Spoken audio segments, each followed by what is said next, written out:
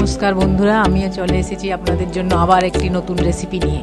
বাঁধাকপির শাঁস আলু দিয়ে চচ্চড়ি। তাহলে বন্ধুরা চলুন রেসিপিটা শুরু করা যাক।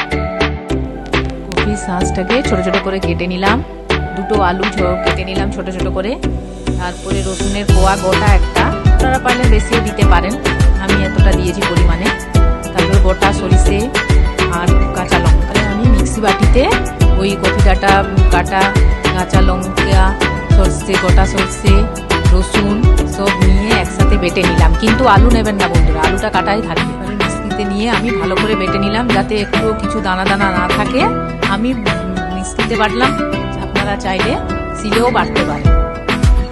এবারে গ্যাসটা ধরালাম, ধরিয়ে কড়াটা বসিয়ে দিলাম। এই কড়াটা একটু গরম হলো, কড়াটাতে অল্প পরিমাণে সর্ষের তেল, অল্প পরিমাণে আমি দিলাম, আপনারা চাইলে অনেক বেশি দিতে পারেন, তাহলে টেস্টটা ভালো। যত পরিমাণে তেল দেবেন, সর্ষের তেল দেবেন কিন্তু বন্ধুরা, অন্য কোনো তেল দিলে কিন্তু এটা খেতে ভালো লাগবে না।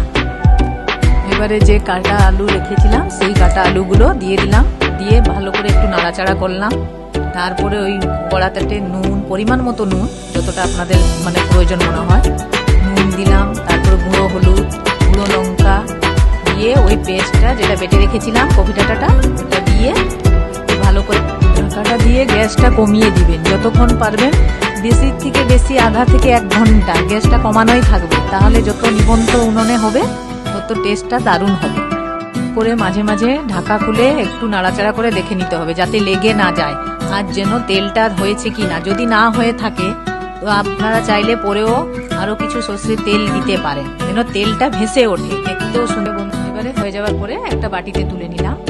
এরপরে আপনারা চাইলে ভাতে, রুটিতে, যা দিয়ে চাইলে সার্ভ করতে পারেন।